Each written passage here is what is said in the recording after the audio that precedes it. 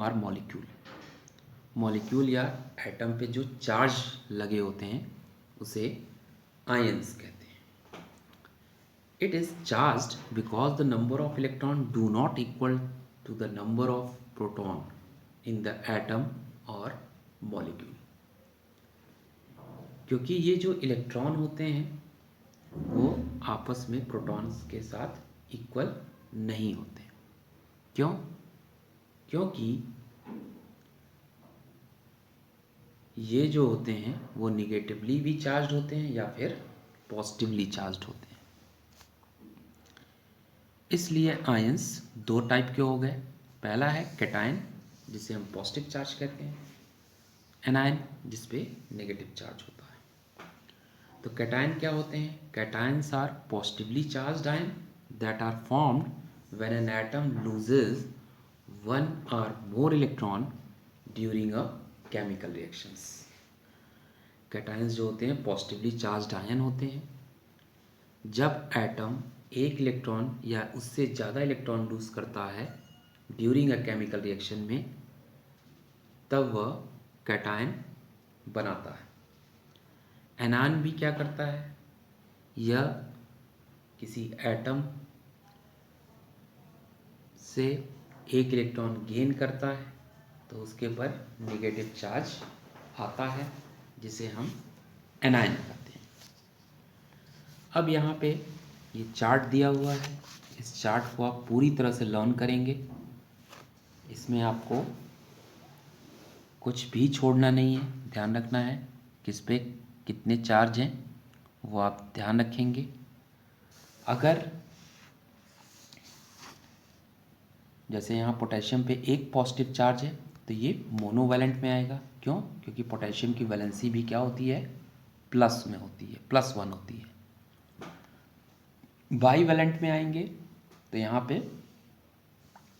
दो positive charge, trivalent में 3 हो जाएगी और टेट्रावैलेंट में 4 पॉजिटिव चार्ज होंगे। इस तरह से ये आप फॉर्मूला और वैलेंसीज जो कॉमन आयन के हैं वो आपको याद रखने हैं। बढ़ते हैं नेक्स्ट चार्ट पे। ये भी आपके सारे एनायंस हैं, इनको भी आपको लर्न करना है। इस पे कितने नेगेटिव चार्ज हैं, तो ये कैटायन और एनायन के जो चार्ट हैं वो आप पूरी तरह से लर्न करेंगे और उनके नेम भी। ठीक है, तो इसको लर्न करने से क्या होगा? आपको मॉलिक्यूलर फार्मूला बनाने के लिए इनकी ज़रूरत पड़ेगी। अब बढ़ते हैं आयनिक कंपाउंड पे। आयनिक कंपाउंड क्या होते हैं? आयंस मैंने अभी बताया, अब आयनिक कंपाउंड की बात करते हैं। The compound which consist of ion is known as ionic compound. ऐसा कंपाउंड जिसमें क्या हो? आयंस हो, वे आयनिक कंपाउंड के नाम से जानते हैं। इट कंटेन आयनिक बॉन्ड, और उनमें बॉन्ड कैसा होगा? आयनिक होगा। जैसे NaCl। NaCl क्या है? एक कंपाउंड है और इसमें आयंस होते हैं। Na के ऊपर एक पॉजिटिव चार्ज होता है कैटायन, और क्लोरीन के ऊपर एक एनायन। तो एक कैटायन और एक एनायन मिलके न्यूट्रल बनाते हैं, सॉल्ट बनाते हैं। तो याद रखिएगा, ये सभी जो एग्जांपल है, कैल्शियम ऑक्साइड जिसे क्विक लाइम भी कहते हैं, ये भी क्या है? आयनिक कंपाउंड है। और इनमें बॉन्ड कैसा होगा? आयनिक बॉन्ड पाया जाएगा। ठीक है, तो अब हम बात कर लेते हैं पॉली एटॉमिक आयन क्या है? A group of atom carrying a charge and behaving like one entity is known as polyatomic ion. It carries a fixed charge. जैसे NO3-, इसे हम नाइट्रेट आयन भी कहते हैं। ठीक है, NO3-, ये चार्ज आप जरूर लर्न करेंगे। ये है कार्बोनेट आयन। ये सभी क्या है? पॉली एटॉमिक आयन है। इनमें जो चार्ज है वो फिक्स्ड रहेगा, मतलब CO3 के ऊपर 2- चार्ज जरूर रहेगा। 2 से कम भी नहीं हो सकता, ना 2 से ज़्यादा हो सकता। इसे बोलते हैं कार्बोनेट आयन। ये है सल्फेट आयन, SO4 2 माइनस, इस पर 2 निगेटिव चार्ज। तो ये सारे चार्ज आप ज़रूर याद रखेंगे। अब हम बढ़ते हैं writing chemical formula of compound.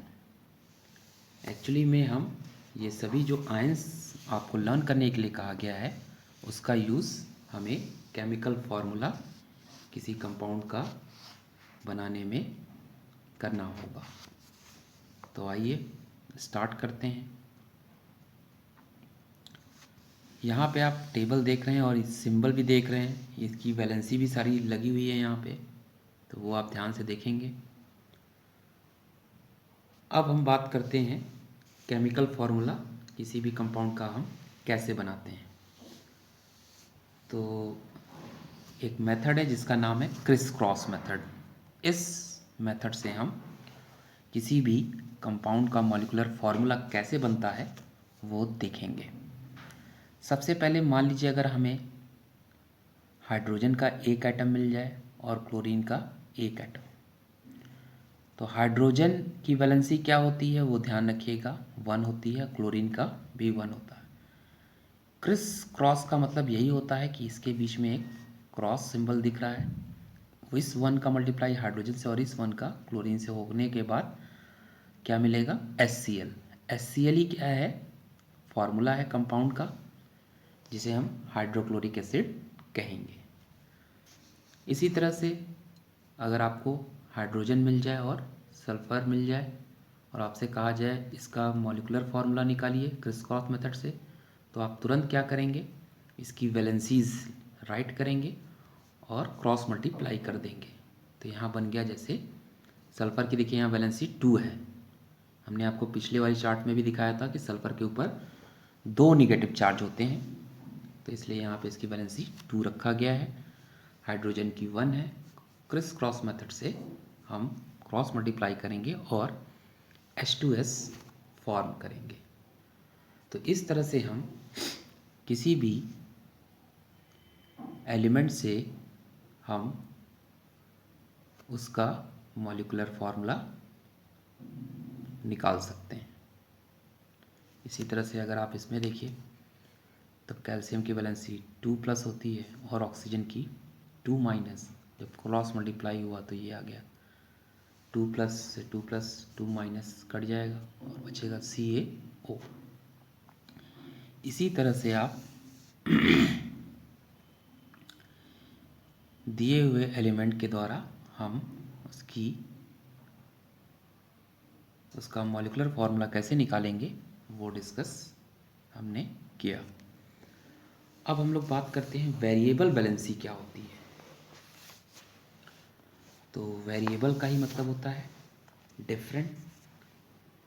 तो कभी कभी जो एलिमेंट्स हैं वो एक से ज़्यादा वैलेंसी शो करने लगते हैं, इसी एलिमेंट को हम वेरिएबल वैलेंसी कहते हैं।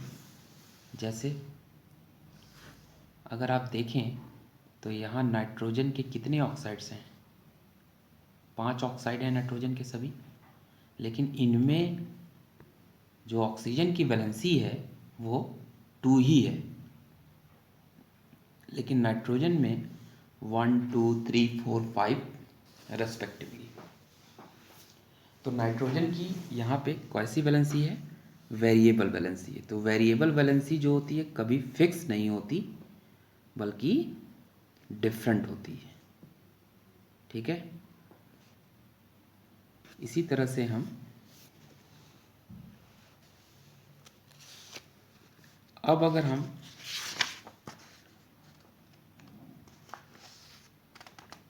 क्वेश्चंस की बात करें तो आप इससे रिलेटेड जो क्वेश्चंस हैं वो NCERT से आप लगाएंगे। अब हम लोग आते हैं मॉलिक्यूलर फार्मूला पे, जो कि आपने अभी क्रिस क्रॉस मेथड से बनाया, ठीक है। तो ये जितने भी आपको फार्मूला दिख रहे हैं ये क्रिस क्रॉस मेथड से ही बनाया गया फार्मूला है और उनके नेम है। तो ये चार्ट आप लर्न करेंगे, ठीक है, उनकी नेमिंग और फॉर्मूले को।